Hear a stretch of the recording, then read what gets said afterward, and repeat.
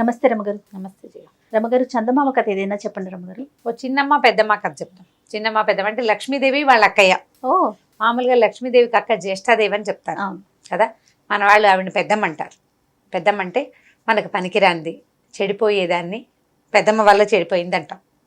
ఆవిడ ఓర్చుకోలేదట. ఓర్చుకోలేని ఆవిడని జ్యేష్ఠాదేవి అంటారు. జ్యేష్ఠ అంటే మొదట పుట్టింది, మొదట ఆవిడ వచ్చిందని చెప్తారనమాట. అయితే ఒకసారట లక్ష్మీదేవి జ్యేష్ఠాదేవి అక్క చెల్లి ఇద్దరు కలిసి భూలోక విహారానికి వచ్చారు. అయితే ఆ భూలోక విహారానికి వచ్చినప్పుడు ఒక రైతు కనపడ్డాడు వాళ్ళకి.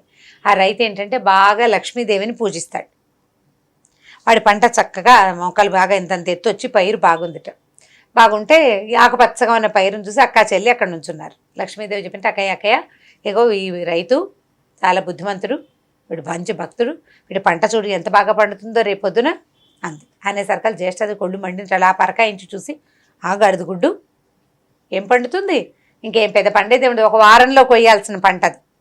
రేపొద్దున పెద్ద వాన వచ్చి వీడి పంట అంతా మునిగిపోదు, రేపు మధ్యాహ్నానికి బాగా అవుతుంది వాడికి అందుటి. అనేసరికి లక్ష్మీదేవి ఏం చేసిందట, మధ్యాహ్నం సాయంకాలం వాళ్ళ అక్కయ్యని పంపాక ఒక చిన్న ముత్తైదు వేషం, ఒక చిన్న మామూలు మనిషి వేషం వేసుకొచ్చి, నాయన నేను నీకు ఎందుకు చెప్తున్నానో అర్థం చేసుకో, ఈ పంటని రేపు పొద్దున్నే వ్యాపారస్తుడికి గుత్తకిచ్చేసి ఆయన వచ్చి తీసుకుంటాడు అని చెప్పింది. జట్టీకి ఇవ్వటం అంటారు దాన్ని. జట్టీకి ఇవ్వడం అంటే ఏంటంటే ఆ పంట ఇంకా రైతు కోసుకోవడం అనమాట. మొత్తం పంట వ్యాపారస్తుడే వచ్చి కోసుకుని అతను ఎంత వస్తే అంత పంట మీద ఉండగా చూసి ఇంత అని బేరం ఆడుకుంటారు. సరే ఇతను ఏం చేశాడు, ఈవిడ చెప్పింది పెద్ద ముత్తైదు పొద్దున్నే వచ్చింది లక్ష్మీదేవల్లే కనపడుతోందని ఆవిడ చెప్పిన ప్రకారంగానే వ్యాపారస్తుడి దగ్గరికి వెళ్ళాడు. బాబు అంతకుముందు వ్యాపారస్తుడి దగ్గర కొంత అప్పు తీసుకుని ఉన్నాడు, పంట జట్టీకి ఇచ్చేస్తానండి అని చెప్పి ఒప్పుకున్నాడు. కాగితం రాసి ఇచ్చేసాడు. మధ్యాహ్నానికి బ్రహ్మాండంగా వానబడి మొత్తం పొలాలన్నీ మునిగిపోయింది. చీకటి పడేసరికల్లా మళ్ళీ అక్క చెల్లి ఇద్దరు వ్యాహ్యాలకు వచ్చారు.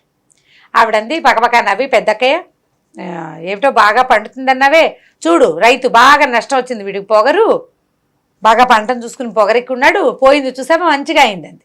అనేసరికల్లా లక్ష్మీదేవి వాడికి ఏం మంచి అయింది అక్కయ్య, వాడికి మంచి ఏం అవ్వలేదు, పొద్దున్నే వ్యాపారస్తుడికి జట్టికి ఇచ్చేశాడు, నష్టం ఏదన్నా ఉంటే వాడి వ్యాపారిదే, రైతుకి ఏం నష్టం లేదు, వాడి డబ్బులు వాడికి వస్తాయని. అనేసరికల్లా ఓరిని అలాగా అయితే ఉండు, వీడి సంగతి చెప్తానని వీడు మొత్తం మొక్కలన్నీ అవుతాయి, వీడికి నిజంగానే నష్టం వస్తుంది, మొత్తం అంతా వ్యాపారికి వెళ్ళేలాగా చేస్తానని మొక్కలన్నీ నిలబెట్టేసింది. సాయంత్రానికి పెద్దమ్మగారు మొక్కలన్నీ నిలబడ్డాయి. సరే ఇది ఈవిడేం చేసింది, లక్ష్మీదేవి మళ్ళీ రైతు దగ్గరికి వెళ్ళి, బాబు ఓ పని చెయ్యి, తడిసిపోయినాయి కదా పొలాలు, అందుకని వ్యాపారస్తుడి దగ్గరికి వెళ్ళి జట్టీకి వద్దులేండి బాబు, మీ బాకీ మీరు కట్టేసుకుని తచ్చిమా డబ్బులు ఇచ్చేసేయండి అని మాట్లాడేసుకో, మీరు ఎందుకు నష్టపోవాలని చెప్పంటే రైతు ఏం చేశాడు, మళ్ళీ వ్యాపారస్తుడి దగ్గరికి వెళ్ళాడు.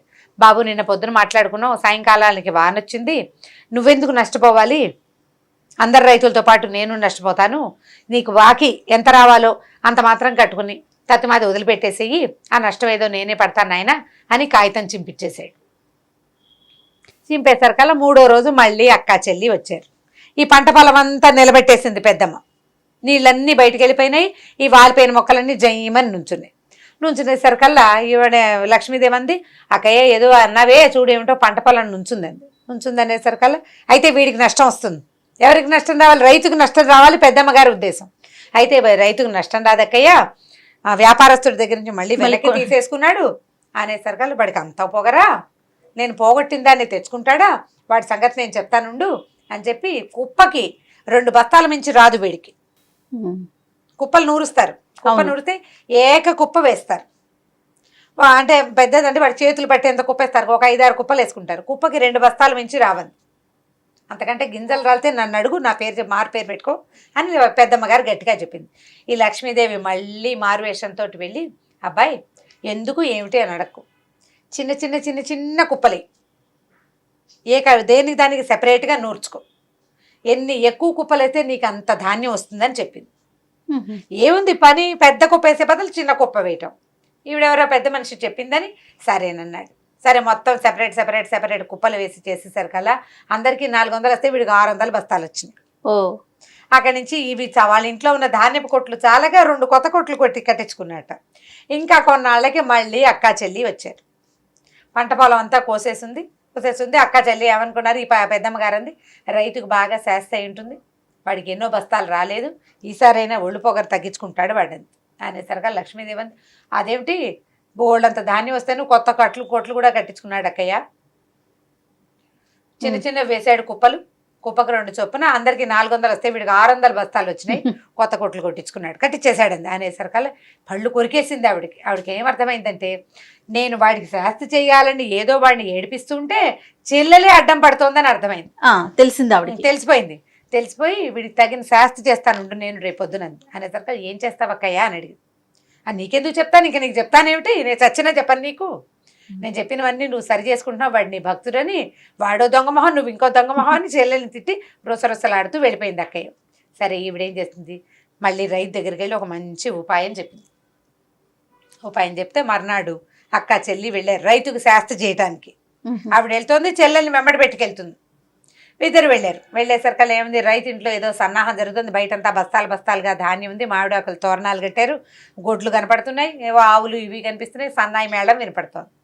సరే ఏదో పూజ చేస్తున్నాడు అని చెప్పి సరే ఏం చేశారు, అక్క చెల్లి ఇద్దరు లోపలికి వెళ్ళారు మామూలు వేషాలతోటి.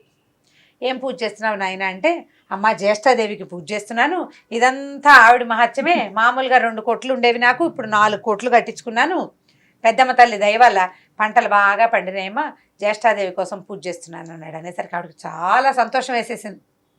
నా కోసమే పూజ చేస్తున్నాడు వీడని, వీడు చల్లగా వరదిల్లాలని దీవించి అక్క చెల్లి చేరుకో తాంబూలం పుచ్చుకొని బయటకు వచ్చారు.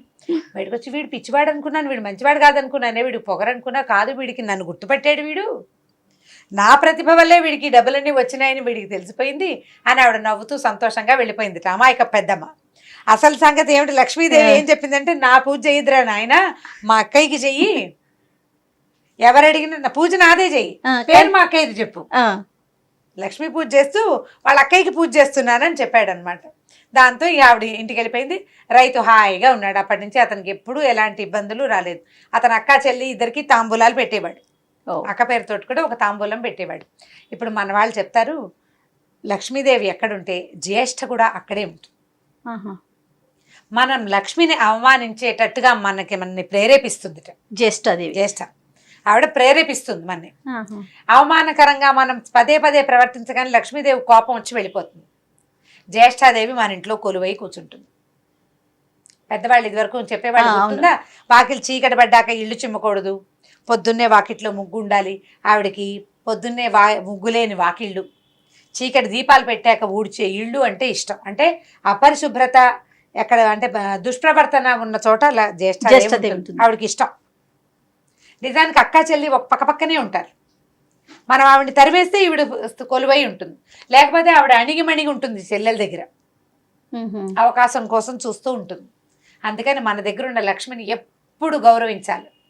కాళ్ళ కింద పుస్తకాలు తొక్కకూడదు, డబ్బులు కింద పడితే కళ్ళకద్దుకుని తీసుకోవాలి, డబ్బులతోటి నిర్లక్ష్యంగా ప్రవర్తించకూడదు, నాకుంది కదా అని విసిరి పారేయకూడదు, అపాత్ర దానాలు చేయకూడదు. చేసేందుకు మనని ప్రేరేపిస్తూ ఉంటుంది జ్యేష్ఠాదేవి. ఆవిడ ప్రేరేపిస్తుంది మనని. డబ్బు మదం తలకి ఎక్కిపోయింది అని చెప్తుంటారా మన వాళ్ళు, అలా అంటారు. ఒక నానుడిగా చెప్తారు, డబ్బు తలకెక్కింది వీడికి అని. డబ్బు తలకెక్కడం అంటే డబ్బు కాదు ఎక్కేది ఈవిడే, జ్యేష్ఠాదేవి. వీడికి నీకు చాలా డబ్బు ఉంది, నువ్వు చాలా గొప్పవాడేవన్న మన తత్వాన్ని మనలో పెంపొందిస్తుంది. మనం దాన్ని జయించుకుంటూ ఉండాలి. నాకేమిటి అని అనుకున్న ప్రతి వాళ్ళు కిందయి కనపడతారు మనకి కొన్నాళ్ళకి. ఆ నాకేమిటన్న రాకూడదు. ఆ వచ్చిన లక్ష్మిని ఎప్పుడు గౌరవిస్తూ ఉండాలి. చేయి జారితే పోతుందేమో అని ఒళ్ళు దగ్గర పెట్టుకుని లక్ష్మిని కాపాడుకోవాలి. డబ్బుని కాపాడితేనే మళ్ళీ వస్తుంది. కాపాడింది ఇప్పుడు మామూలు శాస్త్రం 100 రూపాయలు నువ్వు ఖర్చు పెడితే పోతుంది, మదుపు పెడితే వస్తుంది కదా. ఖర్చు పెట్టడం అంటే ఏమిది, పోగొట్టుకోవటం. సినిమాకి వెళ్ళాం, ఓ 1000 రూపాయలు ఖర్చు అయింది, పోయింది. నువ్వు ఆ 1000 రూపాయలు బ్యాంకులో వెయ్యి, వస్తుంది. నువ్వు సినిమాకి వెళ్ళడం కాకుండా ఎవరెవరినో సినిమాలకు కూడా నువ్వే తీసుకెళ్ళావనుకో, పదే అదంతా ఖర్చే. అది నీకు వెనక్కి వచ్చే మార్గం ఏది? వెనక్కి వచ్చే మార్గాలు చూసుకునే ఖర్చు పెట్టుకోవాలి. లక్ష్మిని కాపాడుకునేందుకు ప్రయత్నం చేయాలి. చిన్న చందమామ కథ కదా, సరదా కథ. ఆవిడ ఎందుకు వస్తుంది ఏమిటి అంటే, ఊరికే పల్లెటూరి కథలు చెప్పుకుంటారు కదా, ఆ కథల్లో భాగంగానే ఇదొక కథ. అక్క చెల్లి ఇద్దరు. అక్కకి ఎవరైనా బాగుపడితే ఇష్టం ఉండదు, ఆవిడకి నచ్చదు. పచ్చగా చేలు అవి ఉంటే అది పాడు చేయించేందుకు చూస్తుంది. దాన్ని మనం కాపాడుకోవాలి. ఒళ్ళు దగ్గర పెట్టుకుని ప్రవర్తించి లక్ష్మిని కాపాడుకోమని చెప్పడానికే చెప్తారు. మనం కింద రూపాయి పడితే కళ్ళకద్దుకుంటాం అంతే. రైట్. కథ కంచికి మనం ఇంటికి. ఓకే రమ్ గారు, ఇంకో స్టోరీతో కలుద్దాం. తప్పకుండా చేయండి. ఇక ఈ వీడియో కనుక మీకు నచ్చినట్లయితే లైక్ చేయండి, షేర్ చేయండి. మరిన్ని వీడియోస్ కోసం మా ఛానల్ని సబ్స్క్రైబ్ చేసుకోండి.